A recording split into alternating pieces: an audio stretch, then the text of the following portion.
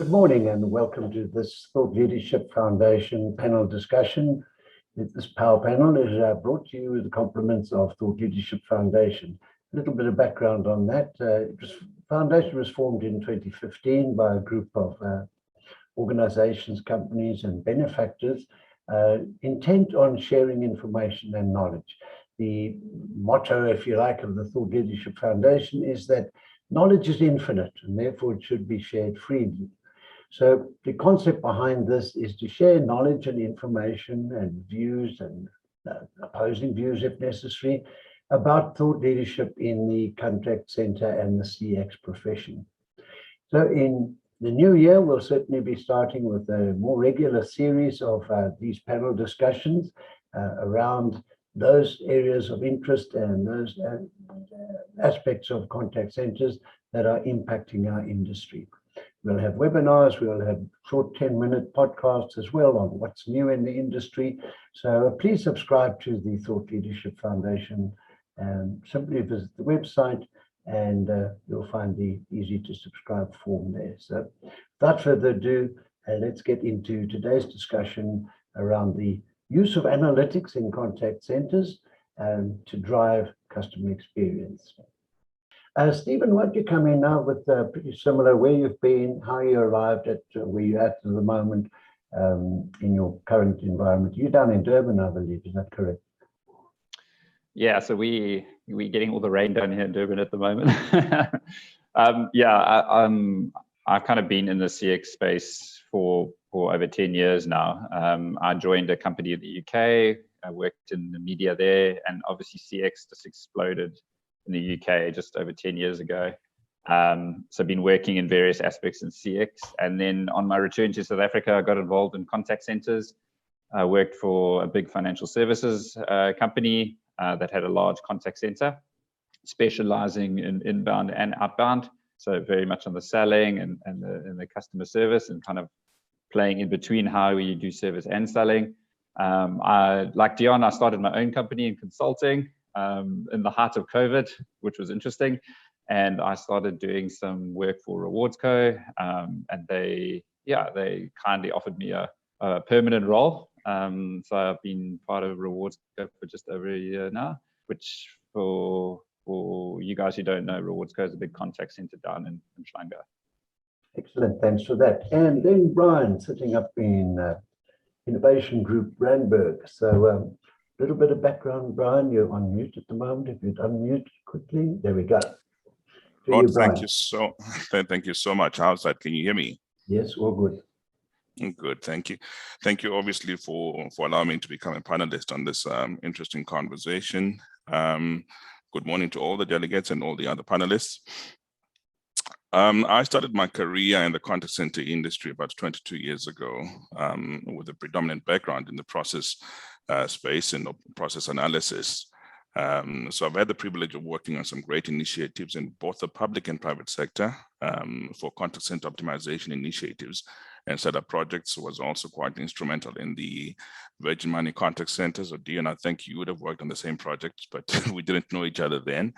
I'm currently general manager with the Innovation Group, responsible for leveraging of technology to increase performance and operational efficiencies.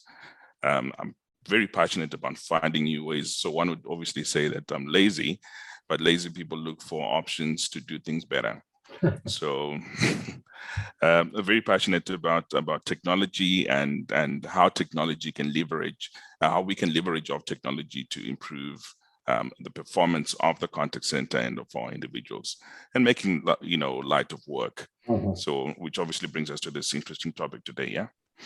Great stuff. That's great. Thanks for that, Brian. Dion, I'm going to ask you to come in just to kick things into gear. Going way back to your origins, now analytics in call centers, stemming from the original days of ACD reports into Excel. And why don't you just give us a high level of where analytics was and where you think it is at the moment? Yeah, Rod, it's certainly come a long way. I mean, analytics in the early days was literally all about voice. I mean, in the early days, contact centers were actually call centers. with a reason, because it was mainly around voice and managing calls in that environment.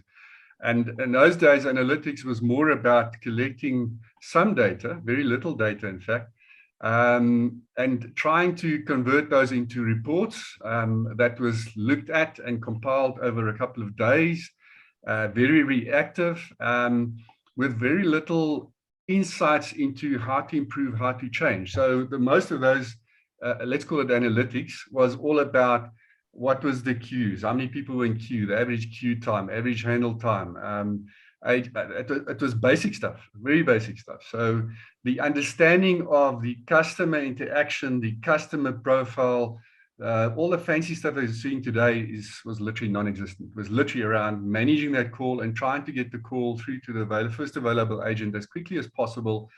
And in those days, it was all about average handle time and trying to get the customer disconnected as quickly as possible so you can move on to the next call. It was just like a machine. As you remember those days, it was quite a big process.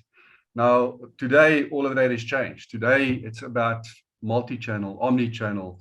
It's all about digital transformation. It's being able to get information and data around customers, to be able to use that data in a real-time manner. It's about being able to build customer profiles, understand the legacy interaction of the customer with the organization, to start predicting the customer's needs and wants and habits, and how to react to that customer, what would be the best agent or automation or bot to route the customer to. And the game has just totally completely changed. I mean, customers now bounce between those channels. And you raise a very good point on that one, and I'd like to pick up on back in the day. And where do we see, and maybe Stephen or Brian will jump in here, where was that turning point between contact centers being production orientated, all about efficiency rather than effectiveness?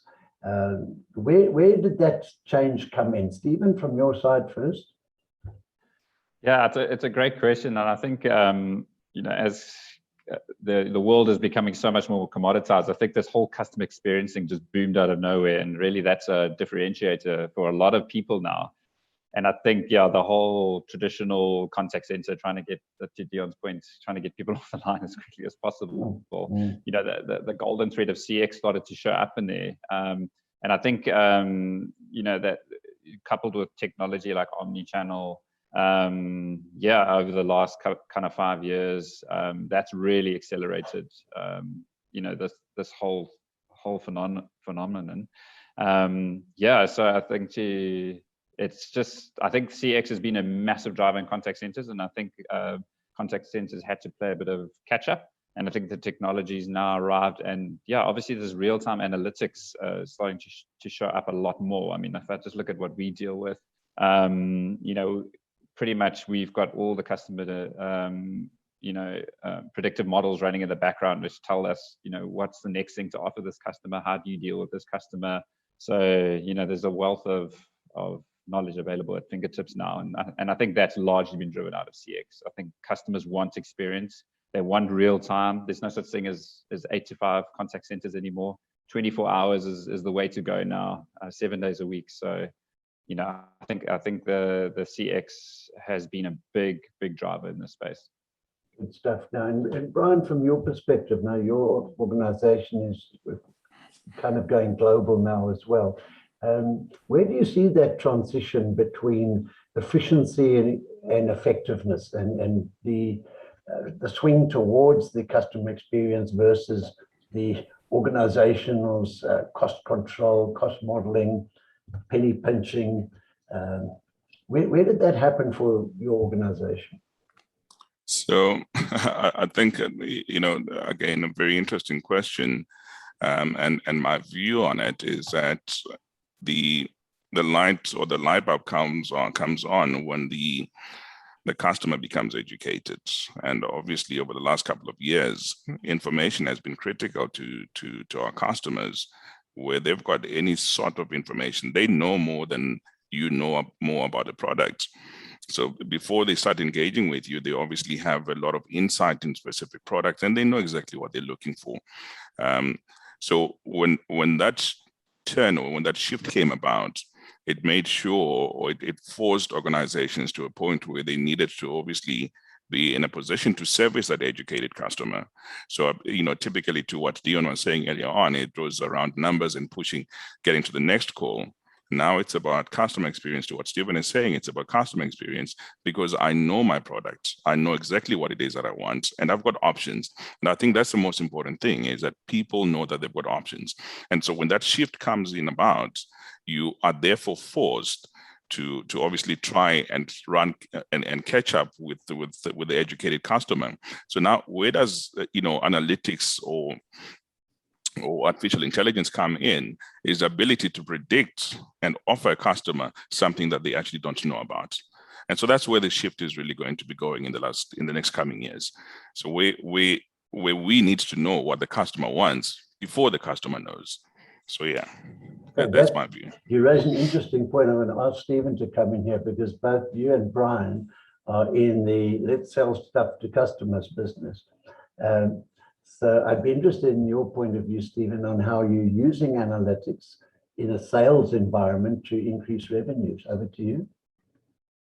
Yeah, so for us, sales is two parts. So we obviously are a very big outbound contact center, which is sales driven. But I think where the real innovation is coming in is more in the inbound space. So traditionally, a customer service or experience interaction is now being turned into an opportunity to sell.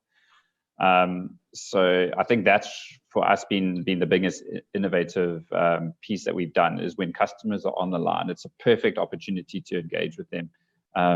We have some models in the background that are generating next best offers or next best actions. And yeah, I mean, that's been very successful for us. And that's really what I enjoy doing, and the kind of space I enjoy playing in. And yeah, we've seen a tremendous amount of success, on the back of a service call to do an upsell, and very much to Brian's point, offering things to customers they didn't really know existed. That's incredibly powerful. And for me, that will be the future for the next couple of years. So that's something that we're focusing a lot of energy in, and that's very much backed by technology. But there's massive back-end processing on predictability models as well.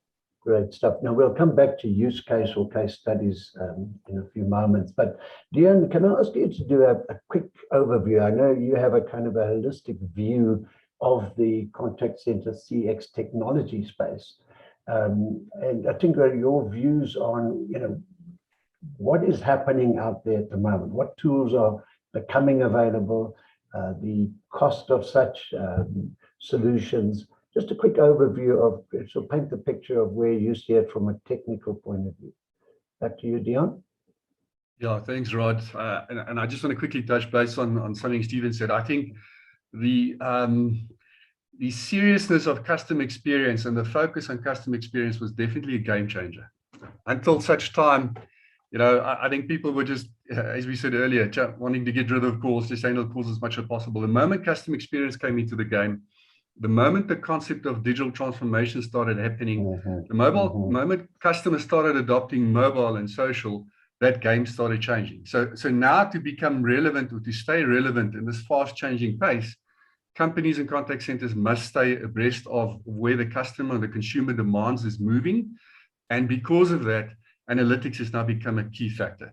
If you don't have information, if you don't have insights about your customers, about what they want, about their channels and where they're moving to, you're going to struggle to keep afloat and be able to provide the customer experience and be able to deliver on your customer or your business requirements as it is. So that digital transformation, the way that we're now starting to see customers using and adopting various channels, social media, messaging specifically, means that contact centers and technology vendors are providing analytics systems for exactly that. And that's one of the biggest challenges, because challenges companies have at the moment is the old legacy story around contact centers struggling because of siloed technology, not being able to have a single view of the customer, trying to integrate multiple systems. A lot of that still exists, but now specifically exists in the concept of being able to collect data, to process and analyze data, and to create the insights in order to provide better customer service, better business improvement with that. So that's one of the biggest challenges. And obviously the vendors are trying to get a lot of that going in the background. But the key thing now is that we're now starting to move to a world where just analyzing data reactively and trying to report on it and then trying to react a day or week or a month later is no longer good enough. Customers expect real-time interaction. They expect you to meet their requirements in real time, which means our analytics tools and the tools that we implement to monitor those customer interactions must be as near real-time as possible, whether it's voice, whether it's text, whether it's irrespective of what channel the customer is now communicating with. We now need analytical tools that can analyze that, provide information. And of course, in order to do that, because of the more channels we add, the more data we create. So now this concept of artificial intelligence and natural machine learning and all those things come into play, because we as in the normal systems and humans cannot process that amount of data in the speed that is required in order to react to the customer demands. So we're now seeing this whole new wave coming of, first of all, analytics on all the different channels as near real time as possible. And now we're starting to see that automation around AI and bots and all those things coming into play to help us, let's call it mine, these big pools of data that we're now creating. Because every single customer has now got multiple channels, creating more and more data around more and more media types. So the only way we can compete and stay abreast of all of this is through this concept of artificial intelligence that can use things like machine learning and all those fancy tools in order to process the data fast enough, generate insights, and help you react as quick as possible. Excellent. Thanks for that, Dion. Now back to you, Brian. Now, all of this that Dion's been talking about on the new age technologies and AI and bots, etc., in most cases, that represents significant capital investment or investments anyway, from the organization's point of view. In your case, Brian, how did you steer decision makers in the direction of funding your journey into the world of analytics? Over to you, Brian. Right. Thanks, Rod. So what was critical to us was obviously defining what it is that we wanted to achieve, and clearly defining in terms of our strategy going forward, and setting the lay of the land in the next coming years.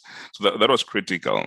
The second aspect of it was then to look for a partner who understands our journey, who understands our challenges, and who is going to partner with us on this journey, and making sure that it's not a relationship where it's a standalone relationship, but it's a symbiotic relationship, understanding that our growth, our development is part of their growth and their development as well.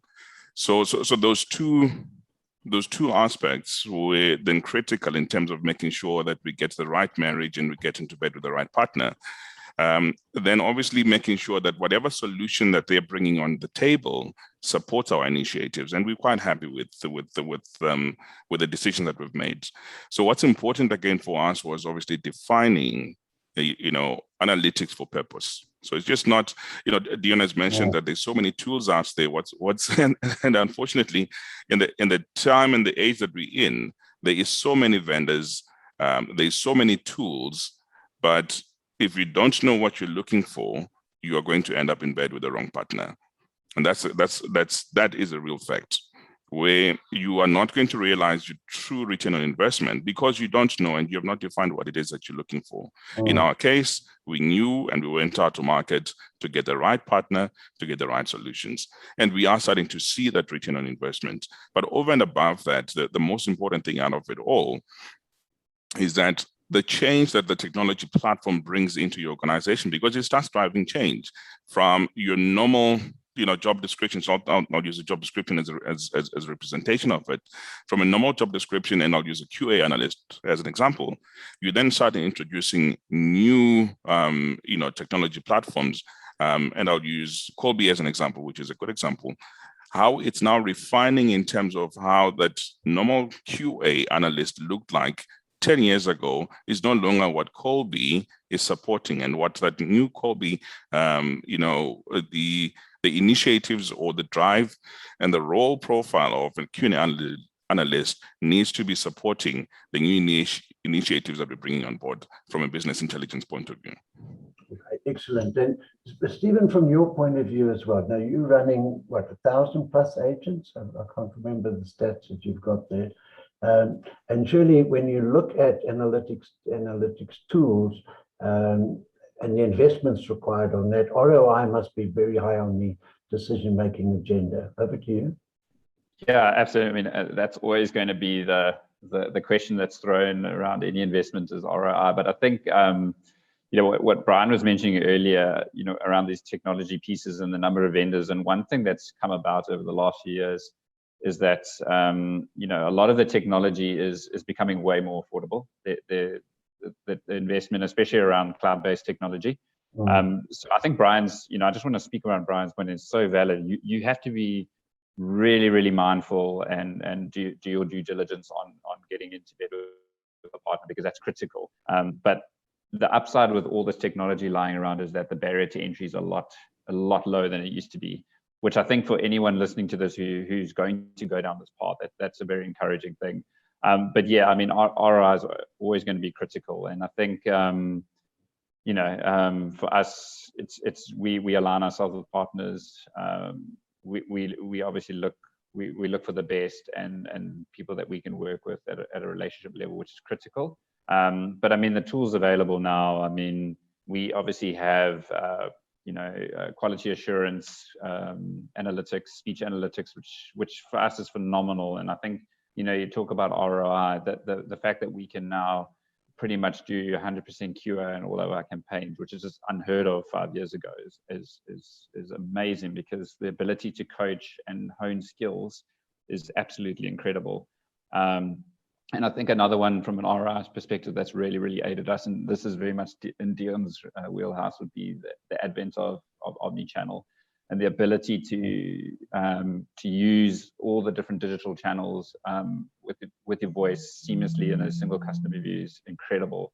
And what I was mentioning earlier about the ability to then, because you've got a single customer view, take that opportunity to bring some commercial value is incredible. So, you know, for us, the technology has played a massive role in unlocking ROI, and it, you know, with these single customer views and this analytics at hand, that's very easy to realize.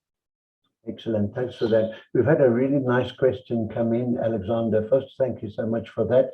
I'm going to throw this question at Dion. Now, Alexander asks, what are the key points to be covered in the due diligence and RFQ in the quest to identify the right partner or the right solution? Dion, you've been in the middle of RFPs, RFQs, RFIs for just about as long as I have. So what are you seeing, particularly in the age of CX analytics? What should we be looking at when we're going out there into the vendor environment in terms of functionality, pedigree, etc.? Over to you, Dion.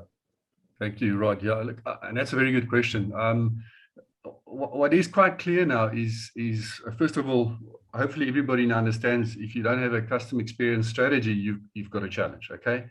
But what is quite clear now is part of that customer experience strategy should be, let's call it an analytics or data management strategy as well. If you don't focus on data and have a data-driven mindset around analytics and the way that you deliver customer experience, you're going to have a big challenge. So just make sure that your CX strategy, your data-driven strategy around analytics and collecting data and understanding what data you need in order to deliver on your CX and your business and your customer and your employee experiences, or whatever key drivers you have within your organization. Because if you don't understand what you want, what data you need to collect, how you want to use the data to drive your business and your growth and your business and CX strategy, you're going to have a challenge, because those are key things that you should include in the evaluation of your partner or the vendor or the technology that you need in order to deliver on your analytics platform. Now, part of that, of course, is this concept of finding analytics tools, and in many cases, tools being more than one, that can provide you with the right data to analyze from different sources within your organization, whether it's your different channel types, voice, email, social, messaging, collecting data from your front-end customer engagement side, to collecting data from your back-end ERP, CRM, your data mine, your data repository. There's going to be multiple areas of collecting data, whether it's interaction or back-end data, in order to provide or deliver on your strategy. And you're going to need tools in order to do that. And then understanding what portion of that data need you to deliver in real time versus reactive in order to react to that. And then make sure that once you've got that identified, make sure that if you don't have the right resources and skills and people and teams involved to take that information, collect the data, analyze the data, create insights, and then react into the business with regards to maybe changing people, processes, the way you work, you're going to have a big challenge. So it's not just about the vendor. I mean, we've certainly seen customers where we've deployed state-of-the-art technology, and that technology within 3, 4, 5 months had no value proposition because the adoption in the organization with regards to the people that manage the technology, the processes, the bigger organization, just that mindset, the strategy was never there, and they never got the value of the organization. So understand that when you go onto this, it's going to impact the entire business. It's not just a contact center, and there's a whole world that you need to understand with regards to that. Very good point. I'm going to ask Brian to comment on that as well, because Brian, when you first started deploying analytics in your organization, 2 questions. Did you have high-level executive buy-in for starters? And then how did you manage change management and rolling out these solutions into the operation? Yes, so interesting question there. I think like I said in the beginning, I'm one to always look for new technologies and look for things that make work easier. So from an executive buy-in point of view, I had to work on the executive buy-in and make sure that I understand the technology platform and what benefited what we will get out of it. So that was the very first aspect of it.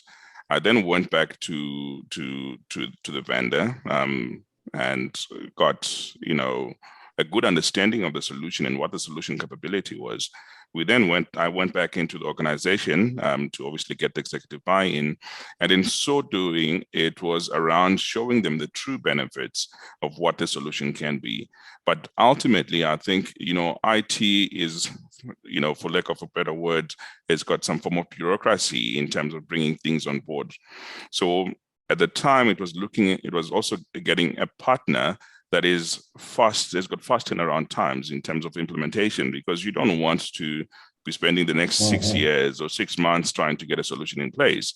If it means that, you've got buy-in today, how soon can we get the solution into effect? So that was the journey that we obviously experienced from an executive point of view. In terms of change management across the rest of the organization, that is still ongoing.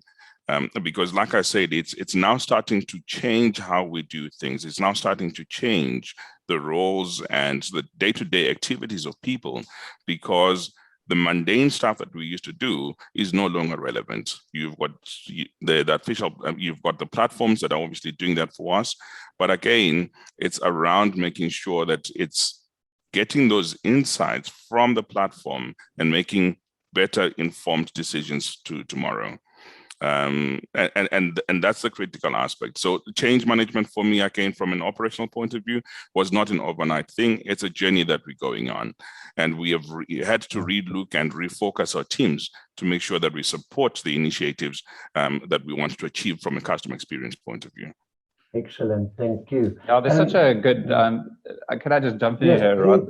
It's such a good point raised by Dion and Brian. And I think Dion's point around the strategy is critical. And I think if you want organizational buy-in, you always have to start at the strategy. And I think that's an easy way for people to buy into a vision.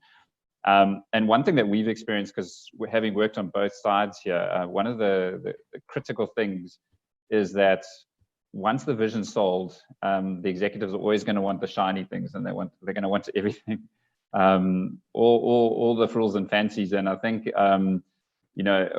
when you're selecting a vendor, and this is why consultants are so critical, is you need to manage your vendor really well, and they need to be really flexible. And I think that can be a massive roadblock in this space, because the executive pressure is always going to be on, I want this and I want it now. And so I think having someone to guide you in the space is super critical. And then one of the critical things we look at with vendors is just flexibility, being able to be nimble and flexible. And I think that's critical if you want to be successful in this space. Very good point. And I'm going to go back to Dion because Yes. Dion, you have again this holistic view of vendors. Now, when you talk about vendors, particularly in the space of the analytics tools, we have many international vendors banding their products around in dollars and euros, etc. And we have an ever-growing and robust local vendor community. So as an independent consultant, where do you see local versus international in terms of functionality, support, R&D, and bottom line costing, of course? So, Dion, your call. Yeah, right. Well, certainly we've seen in the last couple of years some fantastic local vendors popping up all over the place. And believe me, some of these local developers don't have to stand back for the international guys at all. They're definitely very competitive. The challenge might just be in the longer term, to what extent can they afford to continuously invest in that development because of the fast changing pace of where the market's going to. Throwing money at resources to continuously develop, to stay abreast of the fast changing paces and staying abreast and aligned with the big players like the Googles of this world and the Amazons of the world. That's going to be a tough challenge moving forward. I mean, those guys literally can create something out of nothing within weeks, and that becomes the big challenge. Stephen referred earlier on to this concept of cloud computing, and because of cloud computing in the way that all of these technologies and services are now pretty much hosted in a cloud environment, and within that cloud environment, the amount of resources even just from a computing point of view, from these big monsters, and the money that they can throw at developing things overnight is quite a big challenge, and that's something that you need to be concerned about. But certainly there's some great vendors locally, and I see in the chat group there's some questions around languages. Now, certainly the local vendors in South Africa is far way ahead of these international vendors when it comes to local languages and being able to understand natural language processing, whether it's through speech analytics, whether it's through bots and allowing bots to understand natural language and intent through different conversations in different languages. They are way ahead of it. So I've certainly seen, and I've been in discussions where local developing houses are talking to national vendors in order to align their natural language processing engines around different languages with their technology to deliver better speech recognition across languages and to deliver better bots and automation through those language engines and natural and intent management through that environment. So that is there. You obviously it's not sitting, if you play with local players, you're not sitting with that rand-dollar exchange rate, for lack of a better word. That risk is there, it's real, it's now going crazy again. So there's obviously a lot of things you need to look at when you engage. And even if you look at different technology types, local vendors in many cases have got a very focused view, where some of these big players have got a wider view with a lot more technology sets within that same platform. So yeah, believe me, the RFP process is key, but understand what you want and what's important for your business in order to achieve your objectives before you start through that process. Good stuff. I'm going to change the dynamics slightly here. Brian, did you want to come in with something? Go for it. I just wanted to add on something which I think is quite critical from what Stephen said, and which supports what Dion is also saying, is around making sure that you get a vendor that's also flexible. And so 99% of the time is that there's local vendors are quite flexible and understand our environment and our operating environment. And it becomes easy for them to actually adjust and provide a solution that meets our business requirement versus an international vendor. Okay, good stuff. I'm going to change the dynamics slightly. I see we have a visitor all the way from Dubai, Neville Perry. I'm going to ask you to come in and ask your question live. Neville, you posted in the chat line there, and I think it's going to be directed at Brian. It's about the use of languages in analytics tools. Neville, are you there? Hi, Rod, I'm here. I hope you can hear me all right. Yeah, we got you. Good to see some familiar faces there. Yeah, the question is about the way that linguistical models work, whereby something that we face a lot is that people greet in about one or two languages. Midway, they switch languages. Their record numbers are pronounced in English. Their facility names are in French. How do the engines deal with that complication where something jumps midship? And then in the olden days, we worked with some of the very familiar names that was a little bit restricted in that you had to select your language pack up front. You had to pay enormous amount for a specific language pack. And if you wanted to have multiple languages, you literally had to run 2 or 3 attempts at the same conversation. It was unable to stitch it all together in a proper QA output. Okay, excellent. Thanks for that question, Neville. In fact, I'm going to pass it through to Stephen, because in your environment, you're using the speech analytics in a multilingual environment. So can you comment on that? Thanks, Neville. I really appreciate that call. Chat soon. Cheers. Yeah, Neville, it's a great question. It's something that we deal with on a daily basis. And yeah, I mean, I think, you know, obviously the selector of the vendor is going to be critical in that space. And it's a point Brian raised. And I think that the locals have the local vendors have the inside track. So that obviously the languages are going to be very regional, and you know, that's something that you need to be mindful of. But yeah, I mean, so for us, we just selected a vendor that could facilitate that, because we literally do work in all of 11 languages in, you know, in our contact center. And to your point, often the introduction will be done in English.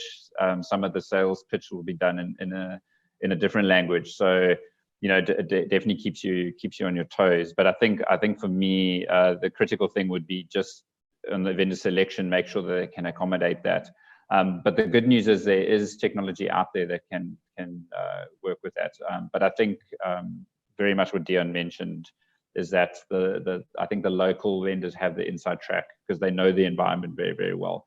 But in saying that, I think some of the juggernauts are also catching up with the NLP, and I think they are getting smarter. So I think as it stands, this problem can only get better.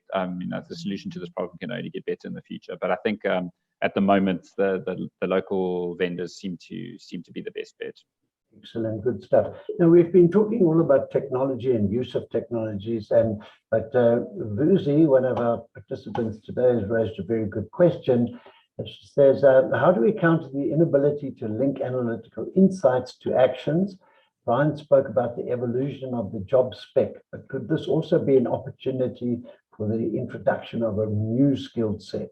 So I think this is an opportunity for us to steer the conversation a little bit towards the human component of analytics, using the tools to enhance jobs.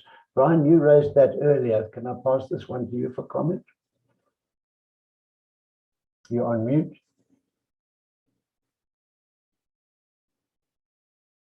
Brian, you're on mute. Sorry. There you go. Sorry about that. I mean, 2 years in, and you're still trying to unmute yourself. That's the interesting thing about technology.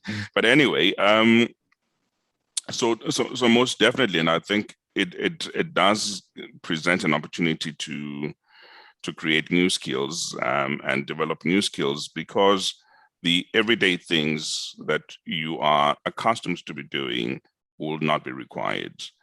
But we need to have the right skills to support the new initiatives that you're obviously bringing on board. And I'll again talk to, you know, the intelligence that the applications provide. Those insights needs to be actioned.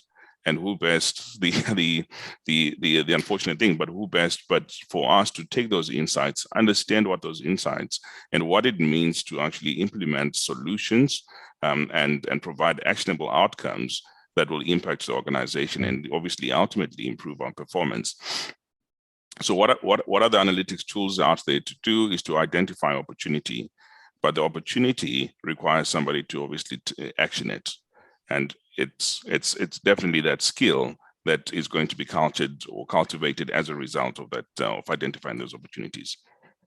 Okay, excellent.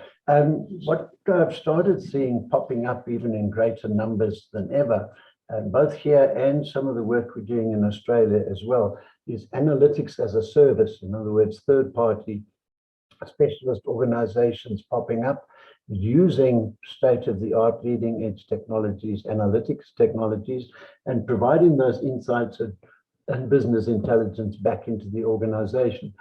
Stephen, your question, have you experienced that? Are you considering using external third-party analytics at all? Could I just? Sorry, go for Stephen. it, Brian. No, go for it. Go, Brian. Could I maybe just add on top of Rod's question there? And I think at what point, because we're talking analytics and we're talking solutions, and these are all buzzwords in the industry, but the question is, should a company just quickly rush into it without having done its due diligence and without being ready for it? Okay. No, I mean that's a valid point, Brian. I think spending time thinking about the outcome you want and around the due diligence is super important. But I thought this was a question for the consultants, but I'll answer it anyway. Right? But I mean, it's certainly something that we're looking at, and I think I mean, there's just so much data available, and I mean, we all hear the buzzwords, data warehouses, data lakes, and all these endpoints. There's just a truckload of data available. So I think it'd be fairly naive for even looking at ourselves just to dive in there. And I think there's certain questions we need answering, and I think there are certainly companies that specialize in it. So I think the external thing is a very important factor. I think so many decisions, and we spoke about return on investment, are made on the back of these analytics. So I think this kind of external help is definitely something we're looking at already, to be honest. And it's definitely, if I was giving anyone advice, it's definitely something, I would advise. But I'd love to actually hear from someone like Dion, who's on the other side. I mean, he this question would be thrown at you many times, I would imagine.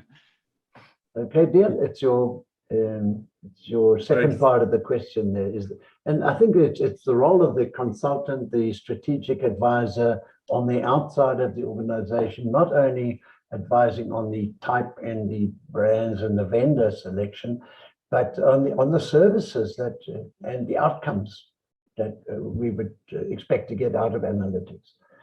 So Dion, as an independent consultant, I'm wearing a neutral hat today. I'm just throwing in the fire there, Rod. Sorry to roll you a grenade, Dion. No, but Stephen, you're absolutely correct.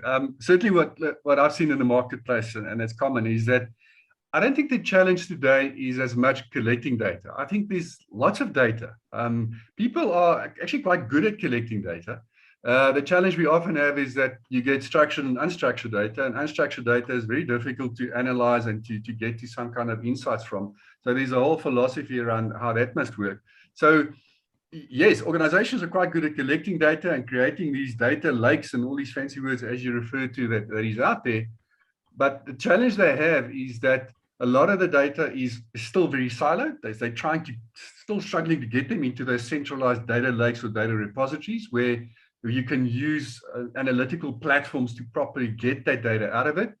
A lot of organizations are still reluctant to start investing in artificial intelligence, and that's what it's all about. If you've got big amounts of data, machine learning and AI is a key thing to get that data out of there. There's still a lot of, certainly local, a lot of reluctance to get involved in this AI machine learning side of things. And also the key thing is the resources. You're going to have to invest in a dedicated team of resources that's got the skills and expertise around data sciences and data analytics in order to pull the insights out of those things once the AI has done its thing. And they must be a dedicated team that can actually operate across the organization, because as we said earlier on, customer experience strategies and data analytics is about the big organization, not just its little bubble in the contact center. You need to understand the full scope of the environment around the full customer journey across all the different contact points. And if you don't have a dedicated team with proper AI and tools to manage it from different sources in order to get the insights, then deliver the insights, drive the process, and monitor the way that you've changed your business, your processes, your customer service strategy according to the insights that you've got, and making sure that you close the loop, make changes, monitor the change, is there an improvement, and then go back again. And most of the research we've seen, even from Gartner, showing that less than 25% organizations are getting that right. And that's the big challenge. That is frightening. That is frightening, particularly when one looks at the cost of deploying some of these solutions. We seem to have lost Brian's connection at the moment. So Stephen, I'm going to ask you to come back in again. And as we start heading towards a kind of a wrap up, we don't have any more questions, but if anybody's got any specific questions, please pop them in the QA box. But Stephen, analytics, the future. Now, if we were to sit 5-6 years ago, I don't think any of us could have predicted where we'd be in the omni-channel environment, using these analytics, AI, bots, etc. It's been a roller coaster ride. But now I'm going to ask you to look into the crystal ball of the future and see where do you see the use of analytics and how it's going to change our customer interaction, the CX industry. I see Brian's back. Welcome back, Brian. We'll pull you in just now. Stephen, yours.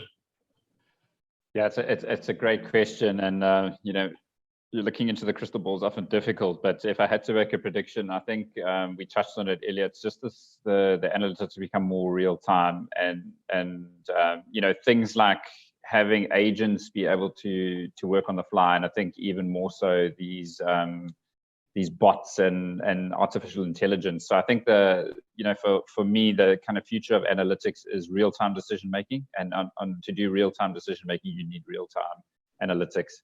I think that's going to be a critical area going forward. You know, I think it was Dion who mentioned earlier, this retrospective analysis is completely outdated. You need to be able to you know, change like literally on a call, on a contact. You know, I think for me, that's the big thing going forward, the ability to be as real time as possible. And whether that be from a selling perspective or customer experience perspective, whatever that might be, I think that for me would be where this is heading, is real time and on point.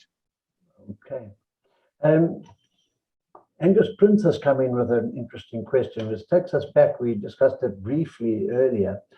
He says the focus of the conversation focused on analytics, but how do you drive people change based on the analytics and the outcomes? At the end of the day, there's a human component. And I know when we sit in a technical environment, we are looking at, again, I think that the risk is that we go back into relying too much on technology and taking the emphasis off the human connection. Now, if we were to invite a panel of typical customers and say, do you want technical engagement through bots and speech analytics, etc., or do you want to speak to a human being who knows what they're talking about?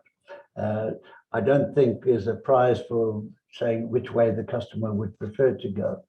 But Brian, your perspective quickly on that ratio, not ratio, but the relationship between technology-enabled interactions driven by AI and technology and bots, etc., versus the super agent, that agent who knows what they're talking about, who's empowered, who's got access to knowledge and information and engages with customers. That's an interesting your curveball. It's an interesting angle, and I think we spoke about it briefly in the sense that, you know, when you set up or you invest in any technology platform, it needs to be fit for purpose. You need to clearly define what your boundaries are. So what's the full capability of whatever solution that you're going to bring on board? You know, we spoke about the language aspect. So is it only going to cater for one aspect of your business or going to cater for the full aspect of your business? Remember, your client is also multi-diverse. And when the technology stops, you need to be able to automatically route to an available agent or an available consultant who is in a position to obviously assist going forward. But it's a continuation of service, or it's a continuation of the experience. So it should not be siloed in the sense that whatever experience I get with a bot, I should no longer start a new interaction or a new service, a request with an agent. It should be seamless in the sense that your starting point and your end point, the customer does not feel the gap at the end of the day. So I mean, if you look at some of the Google Analytics or the Google agents that Google is using, there is a lot of it where people actually don't know whether they're speaking to a human being or a bot. But the solution that you're bringing on board needs to be fit for purpose. So that's number one. So that's part of the change management that you need to do. The second change management is an internal change management, because again, you're dealing with people, and the people factor of it is that this platform that you're bringing is going to take my job. So initially I said, with investment in the technology platform that we've done, the change management process is an ongoing process. It's an ongoing engagement, making sure that people understand that this platform is here to complement and not to challenge. Nice statement. Okay, we're heading for... Can I just jump in there as quickly? It's such a great question. Can you jump in and then also do your wrap-up view of the future, all in one? Okay, perfect. It's such a great question, this, because I think a lot of people listening here they always say, well, this technology is supposed to alleviate human interaction, and call volumes, etc., will drive. And I'm sure Dion will have my back here. Is that you find that the call volumes actually increase because your customer experience gets better. The people actually want to interact with you more. So I think it's almost a naive approach to think, oh well, technology is going to save my call volume. It's not. Not in my experience anyway. I think it just enhances it, and very much what Brian touched on, this whole blended approach is so important. And we've very much taken the mindset of that the AI and the machine learning will deal with a lot more of the mundane, the kind of business as usual transactions, billing inquiries, but there's always going to be a point where humans want to chat to a human. And I think the people who will do this really well will be able to flick a human on at the appropriate time. And I think that is really, that is very critical. And I don't think anyone's cracked it yet, but this whole blended mindset should be on the front of everyone's minds. If you think you're going to deal with all of your customer interaction through AI and machine learning and analytics, I think you'd be naive. It's really about how you blend that human approach. And I think as well is one of the challenges that you will deal with as this technology rolls out from a change management perspective is that people working in contact centers will feel very uncomfortable with technology coming in, and it's critical. And I think Brian touched on it, how you land that in the organization, because that's a question that's going to come up. But from my perspective, what I've seen, we haven't seen call volumes and the demand for humans decreased at all. We've just noticed more interactions. So I think that would be my parting wisdom on the future as well, is that don't think that humans are going anywhere anytime soon. I think AI and machine learning has got a massive role to play from CX, but so do people. Excellent, thanks for that, because I think most of us, in fact, on the call today, we all have a belief in job creation, and particularly youth job creation, and we wouldn't want to see that go away. Thanks for that, Stephen. And Dion, your overview and wrap up, and perhaps you end with a profound statement of profound statement. Look, Stephen, I agree with you. We certainly haven't seen the end of the agents for quite some time. What we do see in the future is this concept of super agent will only be possible through AI analytics and machine learning tools. I mean, the agents will be empowered and will be supported through bots and artificial intelligence. So that intelligence around being able to, in real time, process data, the concept of being able to determine the customer's intent for communicating with your organization as quickly as possible is going to be key. Once that intent is being determined, you can do all kinds of predictive analytics with regards to where that person should be routed to, what his objectives would be, make a call around what the best agent or bot would be to handle that interaction, and then in real time being able to support the agent if it's an agent with that information. So in the future, we're going to be seeing agents become bot managers. An agent will use the intelligence to create a bot, to look at the way that the bot is driving and concluding the transaction or the conversation with the customer, and in that process change and modify and update the bot in order to make sure that that bot containment is improved constantly throughout the whole process. So that wave and the way that we're doing and the way that the agent is being supported through AI analytics and bots is going to be a key thing driving forward, but the agent will be still a key role within that. Wonderful. Thanks for that. And Brian, your wrap up. I'll try to make it as fast as possible. Customer is dynamic, and customer is changing, and customer is educated. So they want answers now, and you need to be able to provide those answers. Get in bed with the right partner who will support your strategic initiatives. Excellent. Thanks for that. Well, gentlemen, thank you so much. It's, next time, I promise we'll have a lady joining us as well. But thank you very much for your deep insights, for your wisdom, for your profound statements.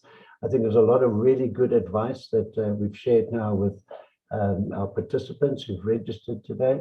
I do hope you've enjoyed the format of it. I hope you noticed that there's no products, there's no PowerPoint. This is truly knowledge sharing, and this is the point of the Thought Leadership Foundation, is to try and stimulate these types of discussions. Any questions from the floor, from delegates, please email me. If you'd like to engage directly with our panel of specialists here, please, I will forward those emails.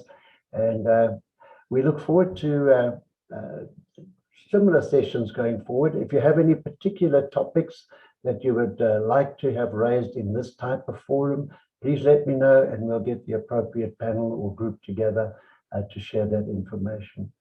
So without belaboring it, we're right on time now. So thank you very much, everybody, and particularly to our panelists for the time that you put in and the energy and the insights that you've shared. So without another word, thank you and goodbye.